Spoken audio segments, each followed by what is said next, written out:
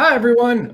We're going live right now. This is Aaron Roy with Teachable. Today, I have with me Anais Galpin, who I am so excited to watch cook today.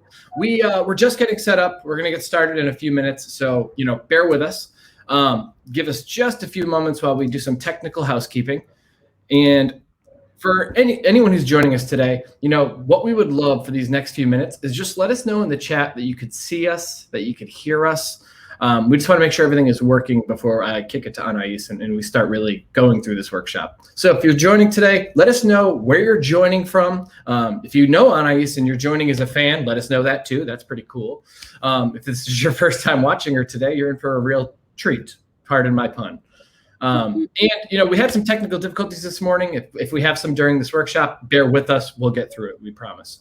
We'll get started in just a few moments. Anais, can you say hi just to make sure everything's we can hear and see you? Hello. Cool. So I'm still waiting for some folks in the comments to say hi. I do see we have some viewers. So, please let us know if you're in the chat, you could see us and hear us. I don't want her to really start the cooking festivities until I know everything works. So give us just a minute here. Oh, cool. Thank you. I'm seeing folks starting to chime in the chat. And just so you know, Anais, because you're not watching the chat, we have folks watching from Mexico. We have folks watching in Canada. That's pretty cool. This is wonderful. I think if you're ready, without further ado, I would love you to give a bit about your background, what we're going to be seeing today, and we'll take it from there. Does that sound fair? That's perfect. Cool. I'm going to pop backstage. If you need anything at all, just call me. I'll be right back. Okay, perfect. Thanks, Aaron. So today we're making a simple but very delicious and really attractive dessert, which is a basic from French pastry heritage, which is the chocolate mousse. So chocolate mousse here is going to be vegan because I'm a vegan pastry chef. I'm a consultant actually, and I work with a lot of different structures to help them veganize their fine pastry offer. So it can be pastry shops such as Lattery, for example, or even hotels or restaurants. I mainly work with them to accompany them in order to have them switch, in order to respond to an audience need, because a lot of people are turning vegan or have allergies or interest into eating differently. So I'm helping them do that in the yummiest way as possible. So I chose something that is simple, but yet delicious and interesting in terms of taste. And we're gonna play with different kinds of ingredients in order to make something interesting. So basically it's gonna be in a verrin like this, and it's gonna be at the bottom a chocolate mousse, a dark chocolate mousse. Then we're gonna top it with some vanilla whipped cream, and we're gonna end with a very nice cocoa nibs tuile. So we're gonna first start with the vanilla whipped cream. So in order to facilitate everything, I decided to work with this kind of equipment, which is called a whipped cream dispenser. Basically, it's not so expensive, so you can find it and then you can play with it like in many different ways, either with savory or sweet dishes. It's a very interesting tool, so I suggest you that you try to buy one. I mean, it can be $50 or something like that, so I think it's worth it. There's different brands and everything. So basically how it works is that we're gonna make our cream, because of course here it's vegan, so we don't have already made cream. It exists sometimes in the stores. I've seen some new offers, but I like to make it myself in order to make it tastier and with the least of ingredients as possible, in order to have something the most natural as possible. So we're gonna fill it with our cream, our vanilla cream. Then we're gonna add some gas in it. You see, you're gonna add like this kind of cartridge, and then you close everything and you add the gas. I'm gonna show you how to do it, but I wanted to show you first so you understand the process. So basically, we're gonna make the vanilla whipped cream in order to have it cool down in the freezer, not too long, while we prepare the rest of the desserts. And then at the very end, we're gonna be able to put it out of the freezer, put it in the dispenser, and pipe it on top of the mousse and add the nice coconut tuile on top of it. So let's start with the vanilla whipped cream. So basically what I'm using here is soy milk. So you see it here. It's some sugar. So the sugar is some maple sugar because I really like this kind of sugar. It looks like blonde cane sugar, but it has some nice taste. And I think it's really interesting to work with maple syrup. Maple sugar, sorry, but do use any kind of sugar you like. It's totally up to you. You can also make it unsweetened, but it may be, it may lack a bit of, structure, but do as you please.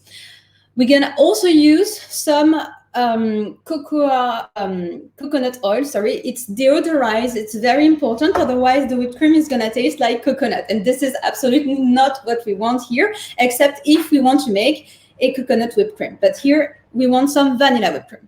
And finally, in order to make some vanilla whipped cream, what I'm using is a vanilla bean. So here it's half a bean because it's pretty big. So I cut it lengthwise. And I think there's nothing that compares with natural raw beans. So you could add some vanilla extract, but this is really not what I'm doing. But feel free to add whatever flavors you want. It's, again, up to you. I'm giving you some bases, and then you can enjoy. So first, what I'm gonna do is I want to make sure that the soy milk is at room temperature, or you can also heat it up just a tiny bit at 37 Celsius degrees, which is the body temperature. Not too much, otherwise it would dehydrate too much. And this is not what we want because it could affect the balance of the recipe. We have some water, we have some oil, and we want the same ratio at the very end. So basically what I'm using here is a very big blender. It depends on what you have. You could use a very simple blender. It needs to be quite powerful because what we're gonna do here is an emulsion, which means mixing water with oil. And this is quite hard to do that because, oil doesn't really like water. So what helps with the emulsion is that there's a lot of proteins in the soy milk. In soy, actually, there's quite a lot of proteins. Soy milk looks like cow milk in terms of composition. It's the closest to cow milk. So I think it's very interesting to use soy milk because the proteins in the soy milk are gonna help binding the water contained in the soy milk with the oil contained in the coconut oil. This is why I use this kind of plant milk.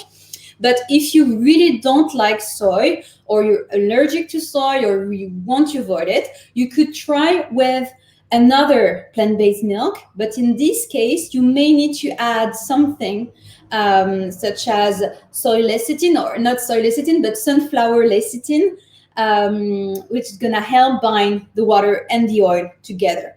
Because, for example, if you use oat milk, it's not gonna have enough proteins in order to make this happen. So you could try, but it may be less stable. So let's go with that. What I like to do is, because I have a smart blender, I like to set the temperature at 37 Celsius degrees, again, which is the temperature of the body, and I let it go for a few minutes. For example, if I just took the milk, the plant-based milk, out of the fridge, it's very cold. And if I'm pouring my melted coconut oil on top of it, it may harden in the process. So that's why I like to have it quite warm. At the same time, I'm gonna have melt my coconut oil. So pay attention not to overheat it. It's very important because coconut oil. It depends on the way they refine this oil, but sometimes when you overheat it, it may have some very unpleasant flavors. And this is absolutely something we want to avoid.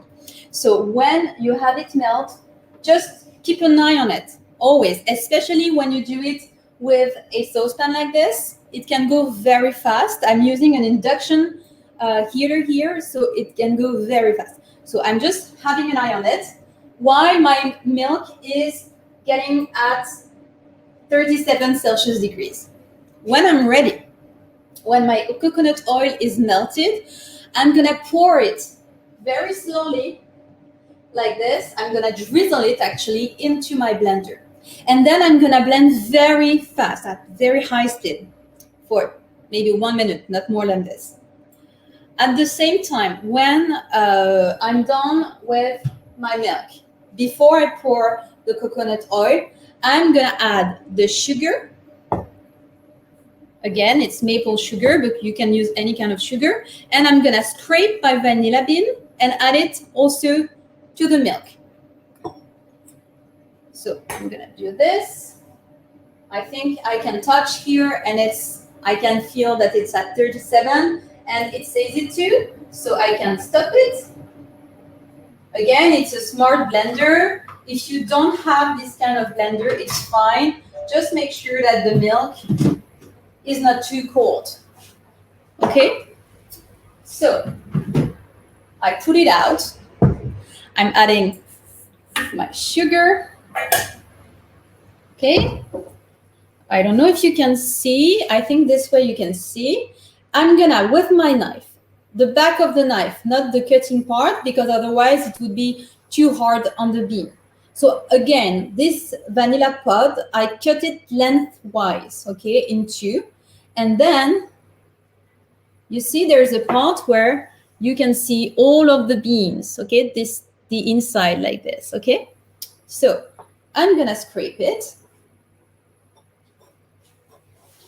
until I get all of these nice beans. And I'm gonna put it into the milk. Okay, make sure I don't forget anything because it's quite expensive actually, but honestly, it's so worth it. Okay, let's go. So I keep an eye on the oil, and here it's melted. You see? Stop the heating. It's very important. So just, okay. I'm closing the blender. I'm mixing a bit because, you know, I added the sugar and the vanilla bean to the milk. So I'm closing it. I'm mixing a bit, just everything, so everything is homogeneous. And we're good. And then it's important. I'm gonna remove the cap and I'm gonna let the blender run, but not too high, of course, otherwise you're gonna have a new paint in your kitchen. So just a tiny bit, so it's in movement, okay? And I'm gonna drizzle in very slowly the coconut oil.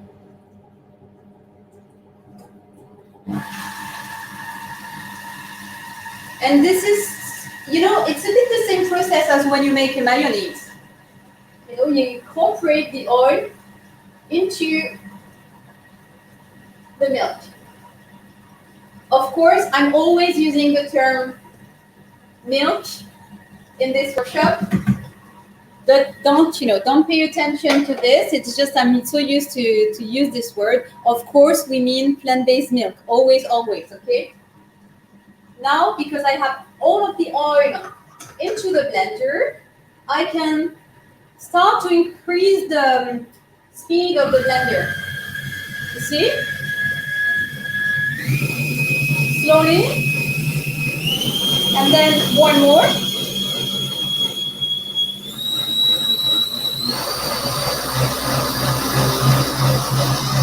And I'm doing this for 30 seconds.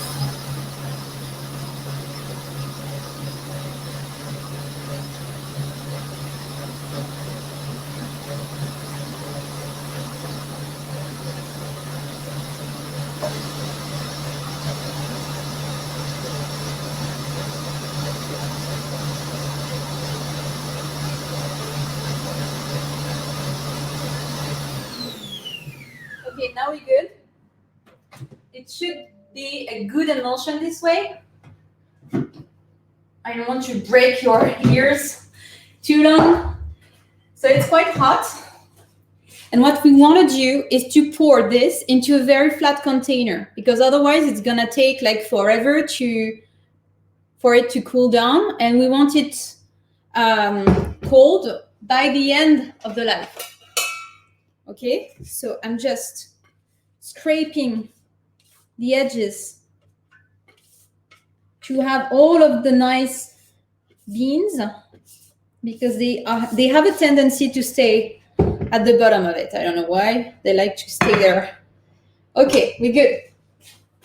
Now I'm gonna put this into my freezer. Don't forget it, okay? It's just for 30 minutes, something like that, 1 hour, just before it starts to freeze. It's just to cool it down more quickly, okay? So I'm gonna put this way. You could also put a plastic film on the surface to avoid having, you know, any I don't know how to say it, sorry, to have any kind of hard surface on top of it because of the temperature shock, sorry. But I'm gonna do it this way because it's not for too long. So I'm just gonna put this into my freezer.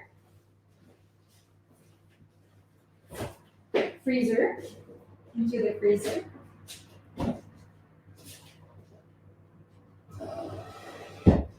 And we're good. Sorry, I had to go the other way of the kitchen. I'm back. So now we're gonna be ready to prepare the cocoa nib tuiles. It's gonna be quite fast. So what I'm gonna do, I'm gonna just make some room and okay. And what we're gonna do is to take a saucepan, medium size. Small size is fine too. And I'm gonna bring my ingredients that I already prepared. Okay. So what do I have here to make the tuiles? So first, I have to explain the process. So basically, the process is to heat everything very quickly into the saucepan. Then we're gonna have something quite liquidic, and then we're gonna pour it on a baking tray that is lined with a parchment paper or a baking, sheet. And we're gonna heat it for 10 minutes at 190 Celsius degrees, which is 375 Fahrenheit degrees. So what do I have in these tuiles? So what is a tuile? It's a French word. It's something very fine and very crispy that is a bit sweet and that you're gonna add like on top of a dessert to bring some texture and some nice volume. I'm gonna show you a very tiny piece of what I already made. It's basically looking like this. So it's very, very fine, very nice, and it's nice to finish a dessert. So what ingredients do I need for these tuiles? First, I'm gonna need some cornstarch. I don't know if you can see. It's a very, very small amount. You don't need too much. And here you could make tuiles with basically anything. You could make tuiles with nuts, with coffee. I already did it. It's really nice. Quite bitter, but when you need some bitterness, it's nice. Here I'm doing it with cocoa nibs to have a reminder of the bitterness of cocoa, because I'm using a dark chocolate to make the mousse. So I think it's nice. It responds very well. And in between, we're gonna have the vanilla whipped cream. So it's I think it's nice. So first, I'm putting the cornstarch into the saucepan. So the cornstarch is gonna help bind everything when during the baking time. Okay, so first the cornstarch, then I need some water. So it's a very Oh, sorry. I just realized that I didn't give you the exact measurements, but of course you're gonna have all of the detailed recipe after that. We're gonna post it on the workshop page. But just so you know, it's 3 grams cornstarch, 10 grams water. So I'm adding the water in the saucepan. Then I'm adding sugar. So here again, I like to work with weird sugars. So I did a mix of Muscovado sugar, which is a very brown sugar, very intense, and maple sugar. But you could, and I already did it with a very regular plain sugar. It works very well too. So I'm adding the 2 sugars into the saucepan. You see, I'm adding everything like this. It's very simple. It's deceivably simple. Maybe a bit too much? No, we don't care. Some vegan butter. So here, currently, I am in France, so I cannot give you any specific advice for vegan butters where you live. But I know there are quite a lot of vegan butters worldwide, very nice brands. So I would not be very worried to find the good one. Just make sure it doesn't have too many bad ingredients. I always avoid palm oil. If you can avoid it, that's amazing. If you cannot, I mean, it's a conscious choice. So do however you want.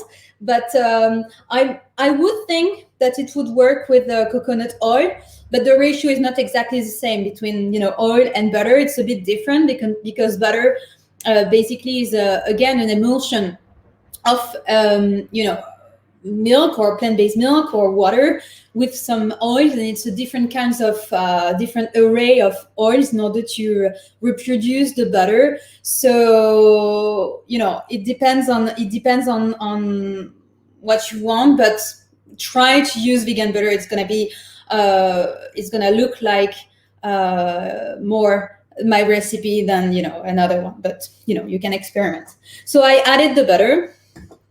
Here the butter was at room temperature because I prepared all of my ingredients, but if it comes out of the fridge, it's perfectly fine too. So don't worry about this. The texture of the butter doesn't affect the recipe. I also have just a tiny bit here of agave syrup. So it's gonna bring again, it's going to help with the texture of the tuile. You could use some maple syrup. I already did it. It's nice too. It's a bit different.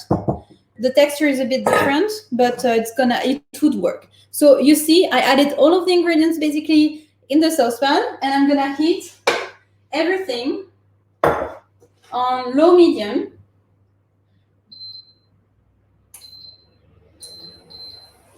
Just so everything melts, and it's gonna bind together by themselves. I mean, the ingredients are gonna do all of the work. It's pretty easy. So when it's ready, when it's melted, I can, you can help them a bit with a whisk, but honestly, it's not really needed. But I like to do it. It's I don't know. It's a prestigious move. I don't know. So I have this in case next to my hand. I already prepared 40 grams of cacao nibs. So cacao nibs, if you didn't know, is like a tiny bit. It's when you have a cocoa bean, when it has been roasted and everything, just before they use it to make chocolate. You see, it's already functioning. That's amazing. It goes so fast. So when you have the cocoa bean that is ready to make some chocolate, just before doing that, you could also make some cocoa nibs, which is basically what it's called. It's like tiny pieces of a cocoa bean, and it's not sweet at all. It's quite bitter. It's not overly bitter, but it's quite bitter, and it's very nice. It's crunchy, and it's again, it's a kind of a reminder of the chocolate taste, but without the sugar. So it's really nice because this one is quite sweet. So I think it's It's nice. So you see, I'm just doing it this way. You see, it's, sorry about that. I'm just gonna help. You see, it's quite liquidic and it's quite brown. The reason why it's brown is because of the sugar. The sugar I use is quite brown, so that's why it is. Don't worry, it's not like burnt. But if you use a white sugar or a blonde cane sugar, it's gonna be way more blonde and not brown. And now it's bubbly, and I'm gonna let it go this way for maybe 1 minute, something like that, just to make sure that we activate the cornstarch.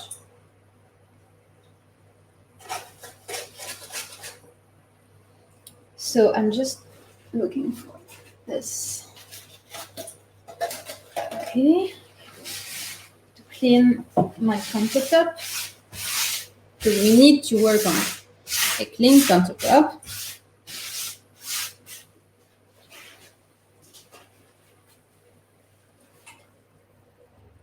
Okay, I think we're good. You see, it's getting bubbly. And what's nice is that to this, we're gonna add, oops, sorry. We're gonna add the cocoa nibs. So I'm just pouring them, very simple. I'm using my spatula and I mix. So it's gonna stay quite liquidic. It's kind of, this is it. It looks like a thick sugar, thick syrup, sorry.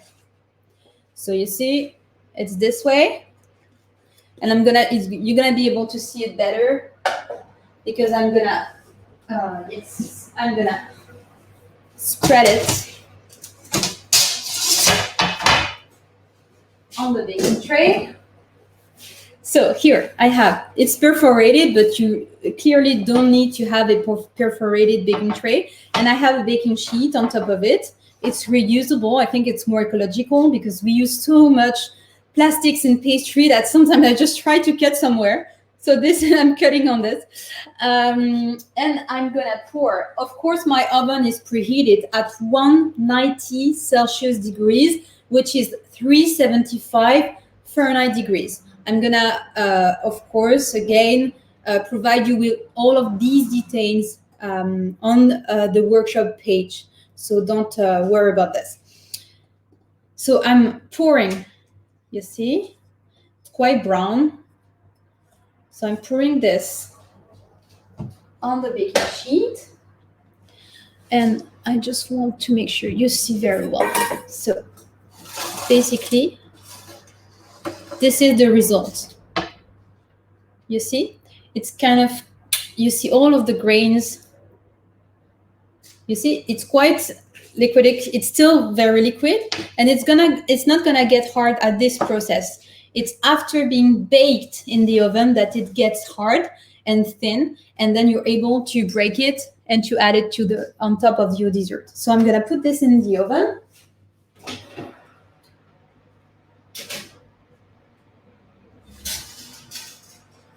And in the recipe, it's 10 minutes at 190 Celsius degrees. But because I'm not at my place here today, and I want to make sure that it doesn't burn, I'm gonna set the timer, which is here, for 6-7 minutes to make sure first that it's the right time. So let's say 7 minutes, and then we can add another 3 minutes if it's not already baked. Why we do that? What are we gonna do next? The star of the show, which is the chocolate mousse.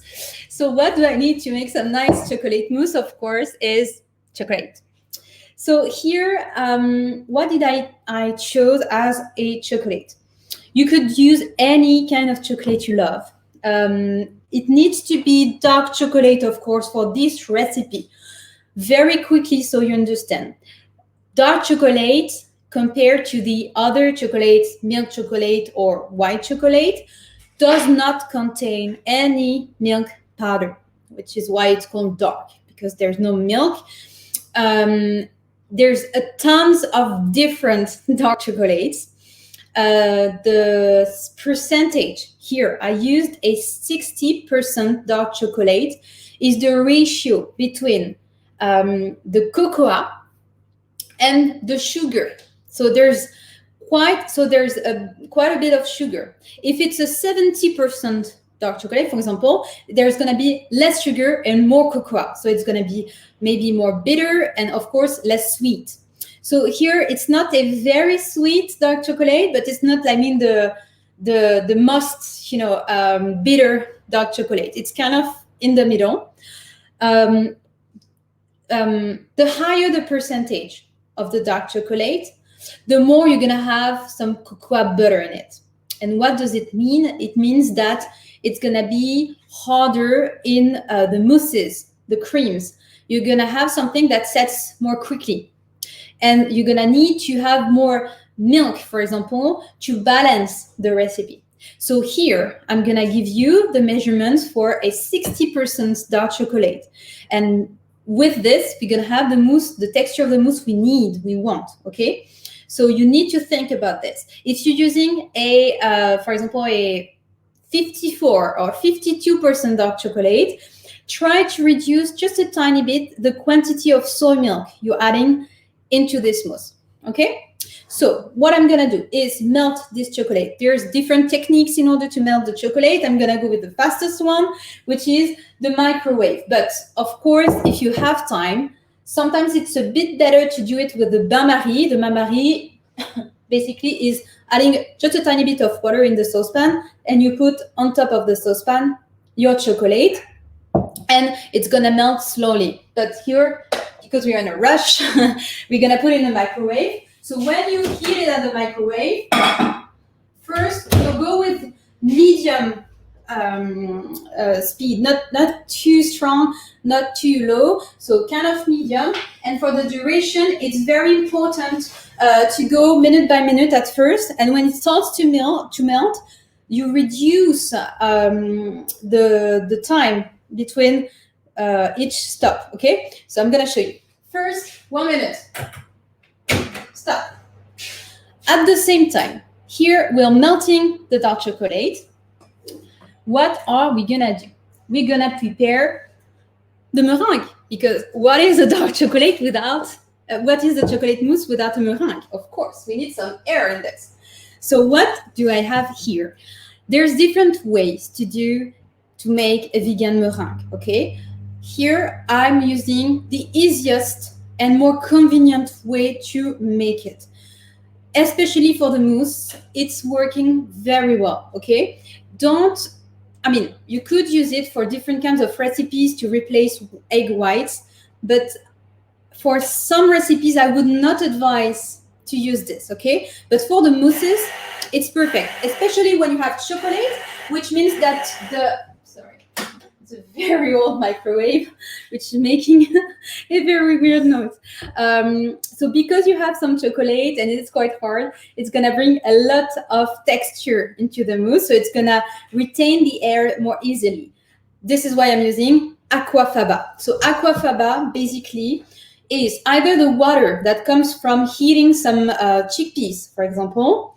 You know when you heat and you prepare some chickpeas in order to eat them. So you go from the dried chickpeas to the cooked chickpeas. You pre-soak them, and then you're gonna cook them. So you put the chickpeas that are ready to be cooked. You put the chickpeas into the saucepan. You add some water. You boil can take some time, like 45 minutes, something like that. And at the end, you're gonna have like a juice that you don't eat. I mean, who eats that? This juice actually contains a lot of proteins that very look like the white eggs proteins. And actually, when you beat it with some sugar, it's creating a meringue. That's magical. I imagine some of you already know about this, but I wanted to explain for the newbies to vegan pastry. So basically, it looks like it really looks like egg white, sorry. So this is what it looks like. Okay, so it's yeah, it's kind of I don't know, it's kind of yellow. It doesn't look like, I mean, very tasty, but you see, it's gonna be magical. So I'm gonna beat this, but at the same time, I'm checking my chocolate. So you see here, the chocolate is not ready. So I'm checking my timer, and it's almost the time to check the oven. I'm gonna put this back again 1 minute.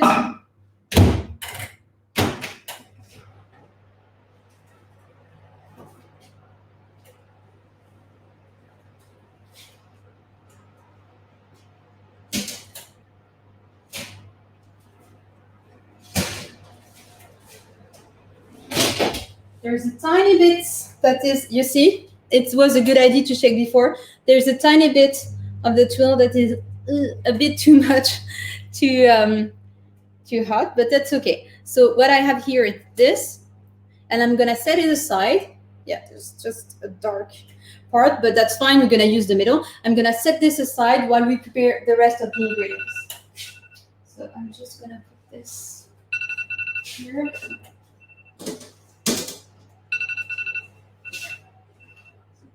Stopping the timer. So here I have the chocolate that's starting to melt. You see, I'm gonna put it again for 1 minute. Vous devez d'abord me dire où vous vous trouvez dans les réglages de sécurité et Thank you, Siri. We don't need you right now. Good.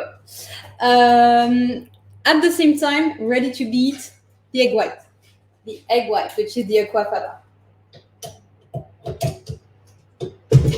So let's start this way. The aquafaba needs some acids in order to be activated. So I'm gonna just add a few lemon drops. And I'm gonna add just a tiny bit of my sugar. Here it's again a Muscovado sugar, which is a complete sugar. So I'm gonna add just a tiny bit, and I'm gonna let it go quite fast, okay?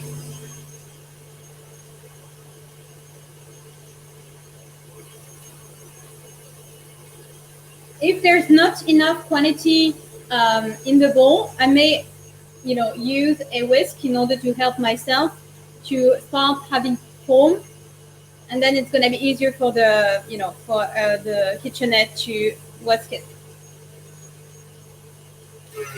Actually, because we're running out of time, I'm going to do it. So this is the chocolate.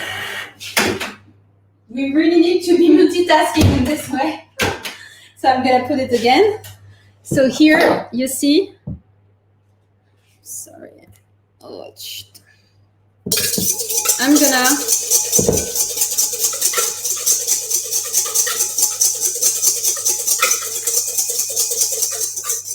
start whisking.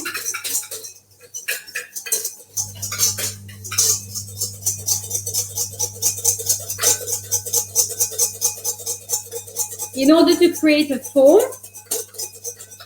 And of course, I forgot to mention that you will not be able to feel like chickpeas in the mousse.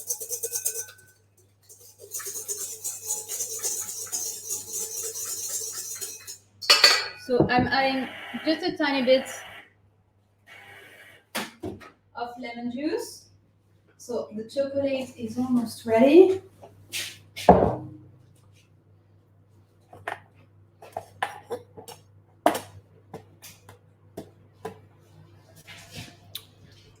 Chef Anais, can you just flip the screen up a little bit? We're pointed at the board. Thank you. Sorry. I'm sorry about this.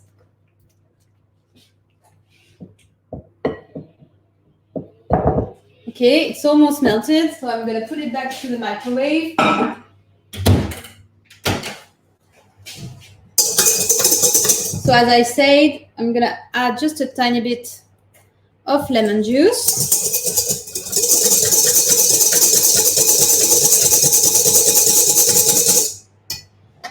And you see, we're going to have kind of a foam. That's the beginning of it. Here, my meringue is going to be quite brown again because I used some whole sugar. And of course, it's going to have the color of the sugar. But if you use some white sugar, you won't see this color. It's going to be bright white. Okay, the chocolate's ready. It's melted. Don't overheat it, otherwise it would burn and it would be very, the texture would change, and we want something shiny, smooth. So the technique for this mousse is to make a ganache. So a ganache, what is a ganache? Quickly, it's some melted chocolate in which you put some, milk or cream. So here I have some soy milk. So again, here I have some 200 grams of dark chocolate. I have 220 grams, 220 grams of soy milk. I'm gonna heat it, and I'm gonna pour it in 3 times into the dark chocolate. Okay, so this is gonna be the ganache. At the same time, we're making the meringue, and when the ganache is ready, we're gonna add the meringue into the ganache, and this is how you're gonna get a very nice chocolate mousse. So I'm heating the soy milk.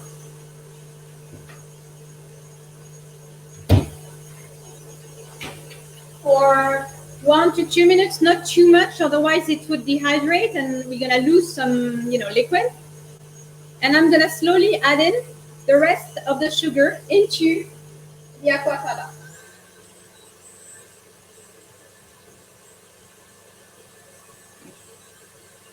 It may take a bit of time. If it takes too much time, we're gonna prepare the chantilly, the whipped cream, at the same time, so we are able to juggle and finish not too late. Okay, so this is the dark chocolate.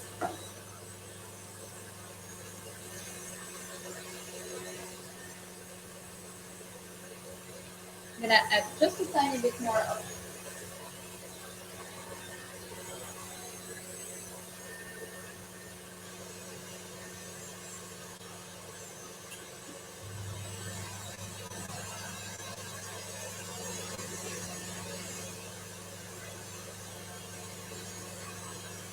It's starting to thicken. Sorry about the noise. We're gonna have to make the ganache with this noise, so I'm gonna try to explain.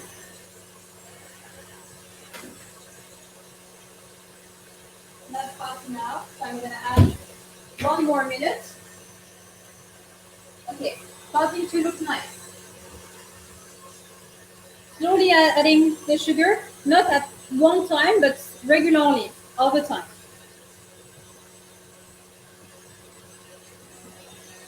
I'm just gonna check the temperature of the cream in the freezer.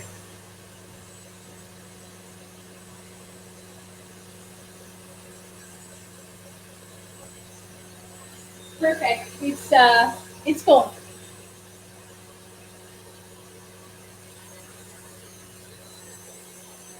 Okay, this is I'm gonna scrape the edges here of the meringue because I have some sugar on the edges, so I want to make sure that it's well incorporated.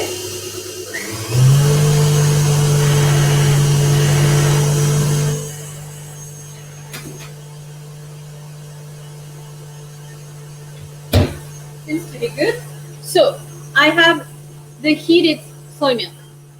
I have the melted dark chocolate, approximately the same amount. I'm pouring 1/3 of the milk into the bowl. You'll see it's gonna start to react. So you add this slowly. And at first, the fat contained in the chocolate is not gonna like this milk.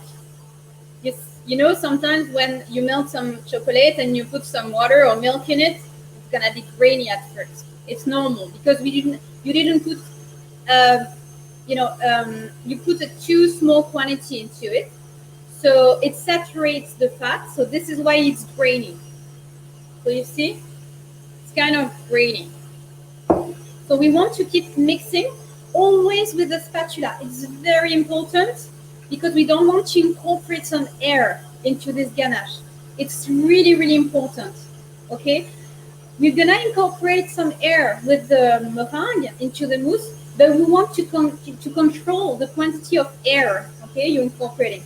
If you use a whisk, for example, it may incorporate some air, and this is not what we want.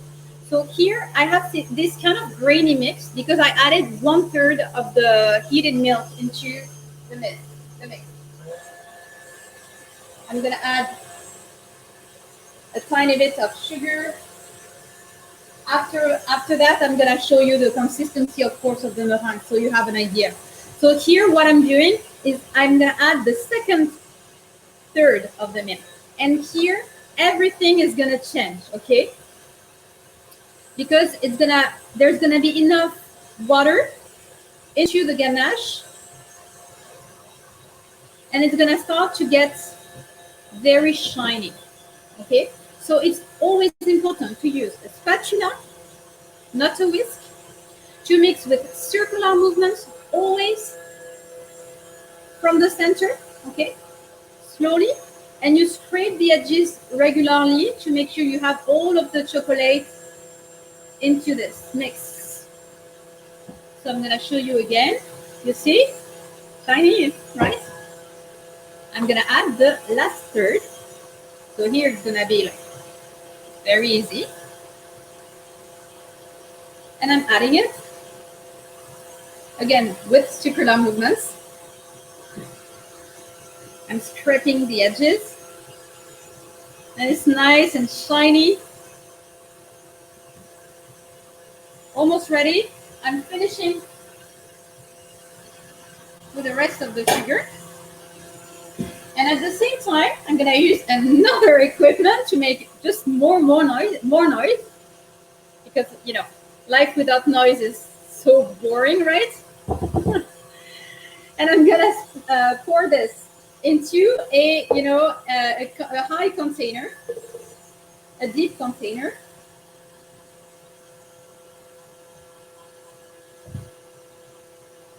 And I'm doing this in order to mix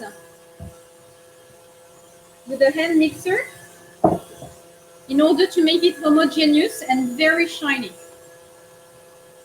I'm gonna wait till the end of this, not to make too much noise. So I'm stopping here. It's really nice. And I'm just doing one more scrape of the edges.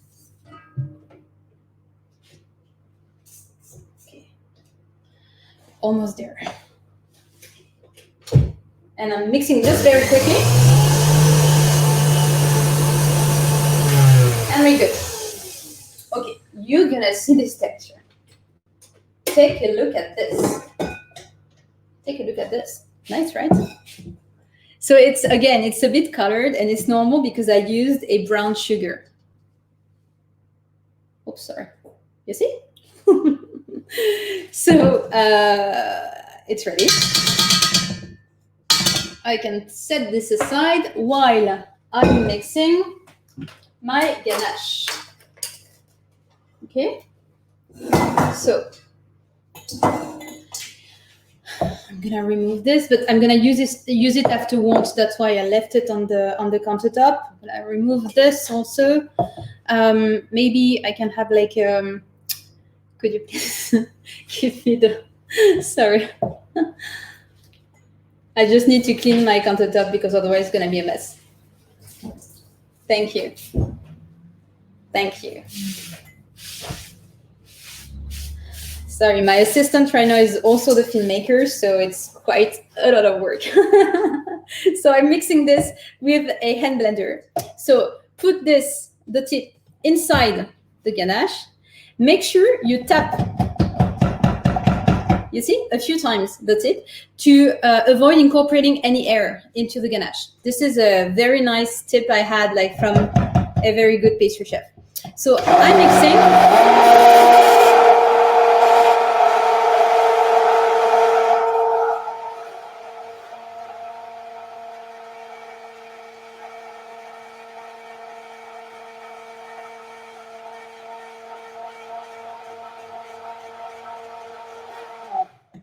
Not too long, just to make sure that it's nice, shiny, homogeneous, and you don't have any bits afterwards into the mousse. It's not nice. So I'm gonna put this back. That's why I needed to set it aside. I'm gonna put this back into the bowl.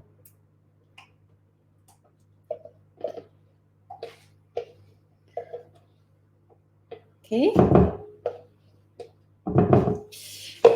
And I'm gonna add the meringue.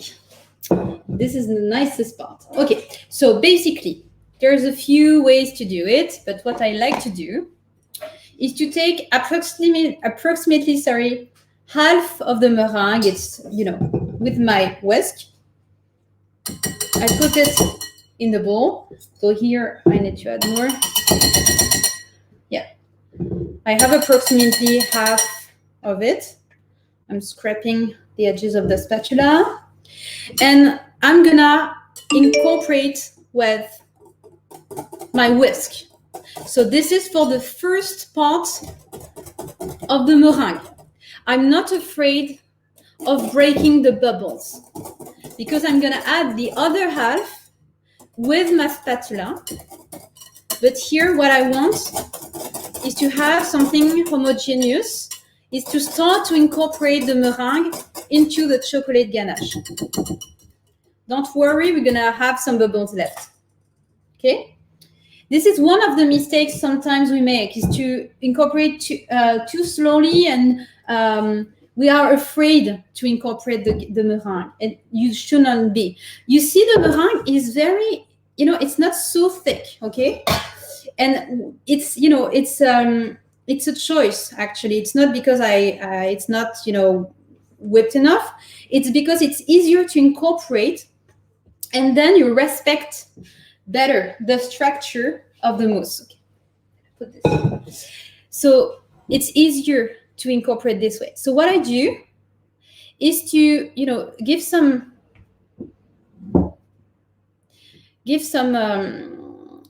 small gestures on the surface to start to incorporate. Okay, you see, like this. Okay, and then I'm gonna use the spatula and go from the bottom to the top. Okay,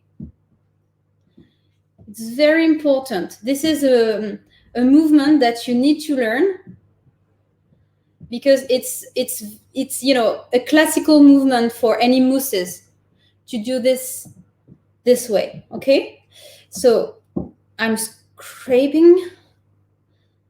Okay, and then I make sure that at the bottom, you see, it may be a bit more, there's still a bit of chocolate. So I want to make sure it's homogeneous, but I don't overmix, okay? But I want to make sure that I don't have some tracks of the meringue or chocolate, that it's the same color everywhere. So this is what I want to have in terms of texture. You see? Okay.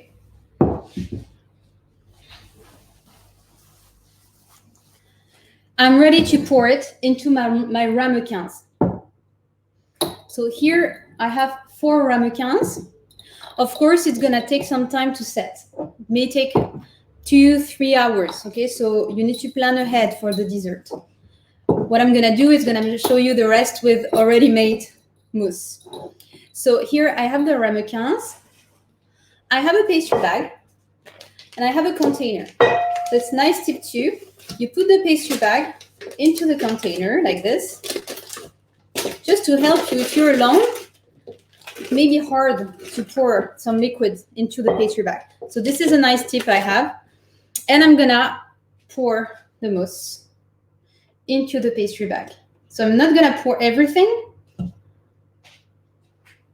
And the rest is gonna go into a larger container that I'm gonna use for something that I wanna share, for a dinner that is more casual. So I'm gonna remove the pastry bag, and we're almost ready with the recipe. You see, pastry bag, I'm using my left hand to keep it, and I'm using my right hand to guide.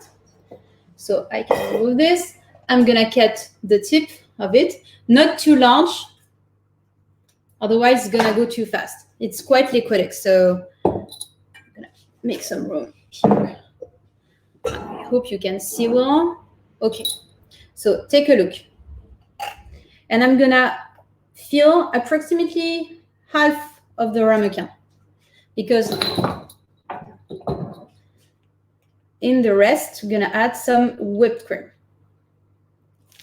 Okay.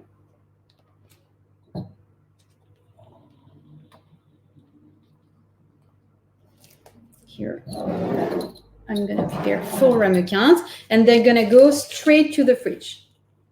Again, with the leftover of the mousse, you can pour it into a larger container, and you can serve it like this. It's very nice too, and decorate it. There's different ways to do it. So what I'm gonna do is make just a tiny bit of room on my countertop. For the rest, I'm gonna prepare the vanilla whipped cream. So I'm just gonna remove this. Okay.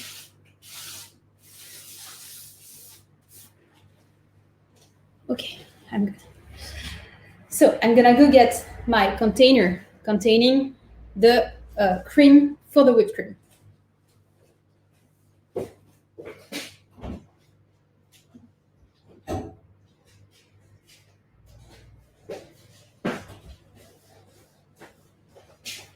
Here I have it.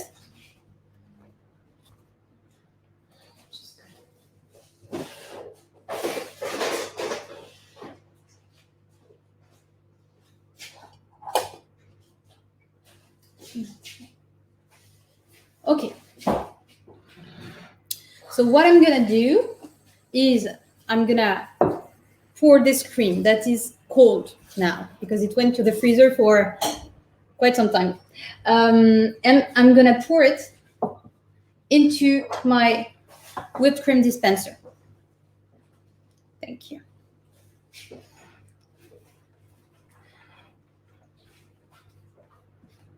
So here it's a bit frozen, but that is fine.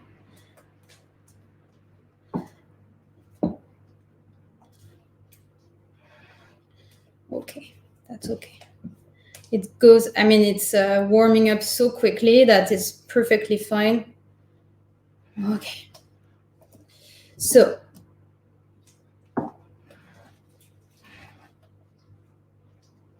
I'm gonna sieve this on top of this. I need the sieve. Yeah, it's here. So you see, a small sieve, just to make sure that you don't have too much bits into the cream. You see, and it's gonna remove the parts that are a bit frozen. And I'm gonna fill the container approximately almost at the top. But you need to respect what the merchant says in the instructions, okay? It's very important because there's some pressure in it, some gas also, so it's very important to pay attention to that, okay? So here again, I have some bits, but that is fine. It's just because it's just a bit frozen because I wanted to make it fast, okay? It's perfectly fine. There's no worries about this. I'm doing this not for that, but just because sometimes you have some sugar beets or you have some vanilla beets too, and it would block the entrance, or I mean, the where the cream goes out. Okay, so I'm gonna do this quickly. I know I'm way late. Sorry about that. I think it was quite ambitious, but I wanted you to have a nice and full recipe. I thought it was important. I'm just gonna quickly finish.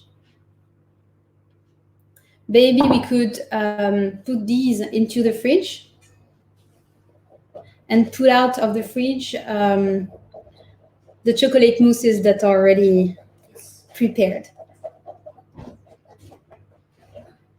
Okay.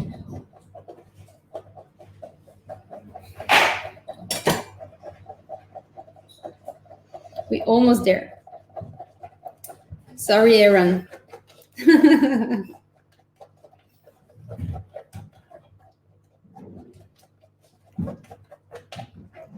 We love it.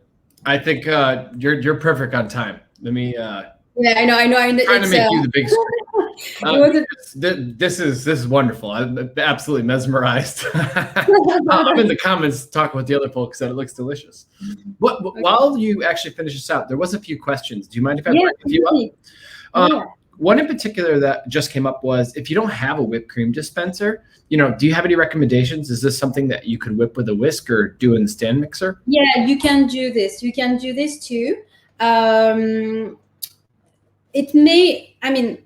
Yes, you can do this. You can do this. Sometimes it needs just a few stabilizers in order to make sure, because basically with this dispenser is that you push the air into the cream. So the cream doesn't have the choice but to get the air, okay? When you whip a cream, it's more mechanical. So sometimes it may be a bit, I don't know if you can say that in English, but capricious? No. It may be a bit difficult sometimes, but yes, it should work. Got it. Thank you so much, Chef. One more question I wanted to bring up now, and I'm sure there'll be some more at the end, is for the mousse, right, in particular, can you swap out soy for the oat milk? That was one of the questions. Yeah. No worries for the mousse. No worries at all. You can totally use any kind of plant-based milk you want. Again, what I like with soy is that it has quite a lot of proteins, so it's nice in terms of how it interacts with the chocolate and binds everything together. But basically for the mousse itself, I would say go ahead with whatever plant milk you love. That sounds delightful. One last one I want to grab now before you lay down the whipped cream is for the ganache, right? Should that be at room temperature or warmer when mixing with the meringue? Like any pieces around temperature for that? Because you didn't. Okay. Yeah, it's a very good question. Actually, what I do is that because I'm making it at the same time I'm preparing the meringue. If you follow the same path I followed, you should be perfect in terms of temperature. Okay. So basically, it should be warm. Otherwise, if it's not warm enough, you may have a ganache that is, not liquidic, but more thick. And this is going to be harder to incorporate the meringue into it. Okay. So I would say like warm, but follow the same rhythm I followed. I mean, about the same rhythm because I was multitasking. And you should be good. Don't wait for it to be cold if it's the question. Thank you so much, Chef. And before I go backstage again, I just wanted to repeat for everyone who's watched along with us, we will make sure the recipe and ingredient list goes out with the email after, and we'll also make sure to put that link to the ingredients in the replay. So for anyone who asked, we'll make sure that's available. Don't worry. It seems like you're getting ready to move to the whipped cream step. So I'm going to pop backstage and I'll come back for some last questions towards the end. Does that sound fair, Chef? That's perfect. Thank you, Aaron. Yep. Okay. So key part. I hate to use this because it's like, but you need to get to use it.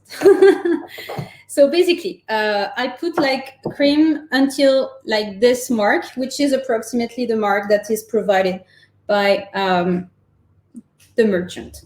So what I'm gonna do is close the bottle very, very well because we're gonna add some air. So basically, I removed, there was a cap here. I removed it. I put the cartridge, which is like, you know, a basic cartridge. Yes, there's nothing special to say about it. Like for whipped cream, make sure that it's for whipped cream. So I put it into the tip.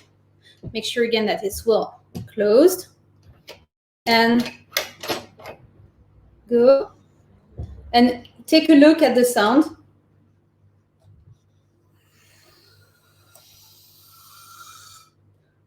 Then all of the air is into the siphon, the dispenser.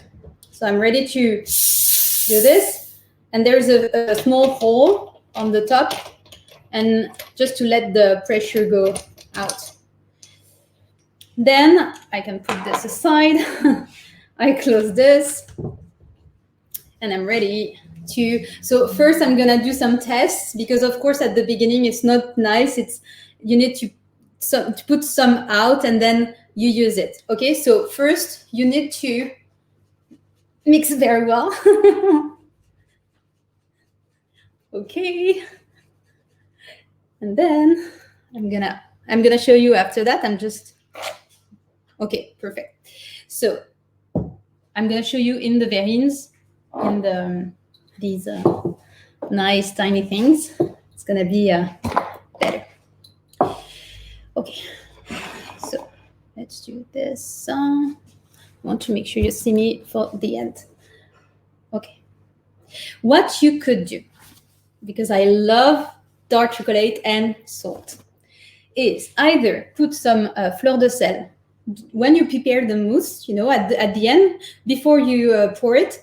You could add just a tiny pinch of fleur de sel, which is salt flour. But what I like to do is to add it on top of the mousse, which is, you know, it's hard. I mean, it's set. You see, it's set. It's not liquidic. It stayed in the fridge for about 3 hours. Okay, and I'm gonna sprinkle just a tiny bit of fleur de sel on top. You know, it's kind of a nice surprise element for your guests, and I think it's nice to do it this way. And this way also, it's still crunchy, and you have some nice bits of fleur de sel. I like it this way. I mean, I don't. You do as you please. And I'm ready to. Okay, just making sure you can see everything. Okay, I'm gonna do one. It's gonna be better. And I'm gonna pipe this. So basically, what I do is, and you can do as you like, of course, but I like to have, you know, quite a lot. I think it's nice. I'm gonna do the 3 of them, and I'm gonna decorate them with the tuile.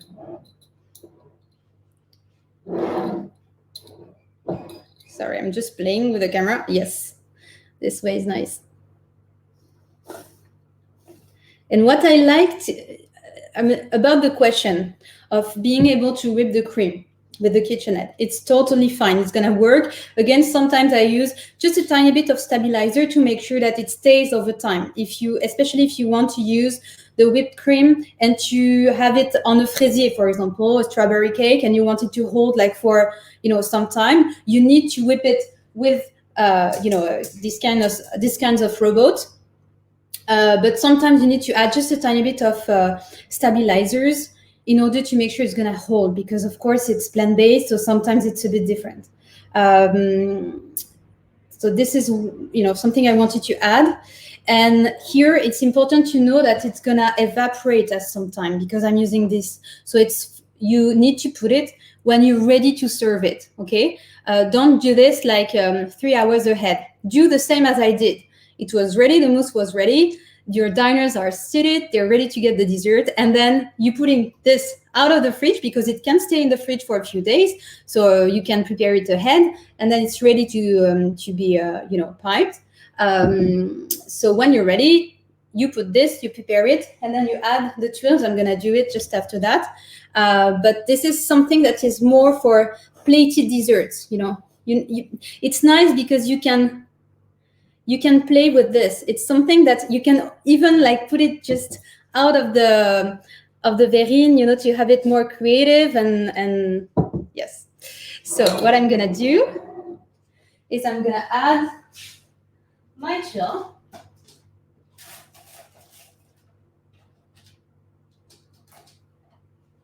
See, I just break up and I put this here. And you have a nice fancy dessert that is not, you see, that is, it's a bit brown, but it's because of the cocoa nibs and the sugar that is brown. And I'm just breaking it. And I'm gonna do this like this, and you the way you like. And something also needs to be put at the very end when you're ready to serve the dessert. And this is it. A nice chocolate mousse and vanilla whipped cream dessert ready to be eaten. And served or shared. I don't know, the way you prefer. I'm good, I'm finished. Maybe you have questions, Aaron? Chef, that looked incredible. Oh man, I've just been waiting to see the finished product. So that was awesome. I have people, I know someone on my team is watching too, and they're like, we wish we were with you today. This is one of those ones where being virtual definitely stinks. Yes, I know. No, thank you so much. That was wonderful. I know we're a smidge over on time, but I could stay for a few because I want to get to some of these questions. For everyone who's with us, because I know we have some open questions in the audience. Before we get to those, Chef, can you just mention super quick about the Fine Vegan Pastry Masterclass? Because I know you did offer a discount to everyone who watched today. The course the chef's going to talk about right now, the link's in the YouTube description. If you enjoyed watching today, you know, this is her class, and that's an important piece. And I promise we'll stay and answer any open questions that I see here in the chat before we sign off. So. Okay. So basically, what I provided here is for you to understand that fine vegan pastry is not so complicated. It's accessible when you follow the steps. It's a small extract of what I'm doing into my vegan pastry masterclass, which is a winter edition, but honestly, it can be like taken like every time in the year. It's focused on nuts and chocolates. So I'm going to show how to play with nuts and chocolates with an S, because there's so many chocolates to play with that are vegan, that are not especially dark chocolate. And this is what I'm explaining in this masterclass. You can have yuzu chocolate, and you can have strawberry chocolate, and you can have almond chocolate. So there's so many things to explore. And what I'm showing in this masterclass is how to make fine and refined, I don't know, modern, sexy looking maybe pastry that is vegan and that is tasty and creamy, and that you're not on a diet to eat that. Of course, it's a bit healthier because you're not having some animal fats or animal products, and it's not only for vegans, it's for everyone. I mean, my friends, like they fight to try each time the pastries. So, and they're not all vegan, and it's perfectly fine. So this is what I'm offering. So it's basically 3 finished fine pastries with the 5 elements each. So there's about like 15 or 16 sub recipes: whipped ganache, biscuits, mirror glaze without gelatin or milk or cream. So basically, this is what I'm doing. It has been filmed and shot in Provence, which is the south of France. So you have the Provence spirit into it. And I think you can feel it because I had so much fun doing this, especially in this environment. It's not filmed in this kitchen. It's in a very nice south of France kitchen. And it's both available in French and English. Everything is step by step, and you're gonna have some very nice focus into the matter. You can see the textures and everything, and it's commented step by step recipes. This is what I can say. Thank you so much, Chef. And for anyone who's interested, like we said, she's been kind enough to give a $35 discount just for the next 10 days on this course through Discover. We'll send the link out after as well. As we mentioned earlier, we're also going to be sending out the recipe you saw the chef make today in the ingredient list. Absolutely. With that, we'll answer a question or two more. And just if someone's hopping off right now, before you leave, really important, let's let the chef know we appreciated her cooking for us today. I enjoyed it. I mean, this was a wonderful way for me to start my morning, no matter what time it is where you're joining us today. What a wonderful way to spend some time. So everyone in the comments, let's let the chef know we really appreciated her being with us today. Thank you so much. Oh, of course. And with that, there was a few last questions I did want to grab. Yeah. Someone asked, actually, could you show the texture of the set mousse? Yes, absolutely. That's a good question. So I'm going to have to... I was telling that myself, and I was seeing the whipped cream. I was like, okay, how am I going to be able to show this? So let's try to show you. That's an excellent question. So let me remove a bit of, all of the nice things, so you have an idea. It's very creamy. So what I like with chocolate mousse is to have chocolate mousses that are, not too tough, not too thick, but very creamy. So I'm gonna show you in 1 second. I just remove everything so you can see clearly the texture. If you could hear the noise, it would be even better, but this crisp noise? Okay. Can you see? Right there. That's a best angle. Wow. I'm gonna show you another one.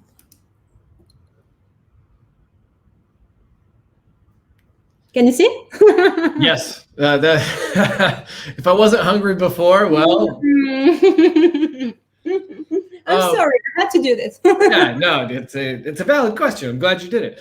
One last question. I know we're way over time, but it's fine. Is with the meringue, the stabilizers, right? I think I saw you use lemon juice. Can you just speak a bit more to that? Is there any other ones you could recommend? I know there's some questions around stabilizers. Okay, so basically for the meringue, there's no stabilizers here. Basically, I added some lemon juice because the acids in the lemon juice, because we know that lemon juice is acid, is gonna activate the proteins contained in the aquafaba, which is the water from the chickpeas, So I forgot to mention, and it's gonna be in the recipe, that I used some water from a chickpea can. I'm gonna show you, just so you understand. Yep. And I did misspeak slightly. The question was more around stabilizers for the whipped cream too. Okay. Because there was multiple comments. I was just grabbing. No worries. So just to finish very quickly. Yep. So I'm using the water from this. You can do it. You can make it yourself, homemade and everything. It's even better. But for for here today, I use this. So I use the water from this. Make sure that it's organic and doesn't have any additives to it and everything. If you can, unsalted, but do the best you can. And I added the lemon juice to activate the proteins in the aquafaba. So this is for the question that you didn't ask. And for the question you asked, there's different schools about this, about the stabilizers for the whipped cream. Some use xanthan gum. Some use all kinds of gums, or some use sometimes also, it depends on how you make it, because there's different way, as I showed, to make some whipped cream, but some use agar-agar sometimes, it depends, but it really depends on what texture you want to have. But basically, a tiny pinch of xanthan gum sometimes could work. Yeah, I don't know if I answered the question. The last follow-up for that one is what starches work? Mm-hmm. Oh, no. Got it. No. I know there's some questions I might not have gotten to because they were buried in the comments. I apologize for that. We are at time. Chef, Again, thank you for running us through this today. We're going to sign off in just a few seconds. For everyone who's been with us for this wonderful hour, we appreciate you joining us today. That was my pleasure.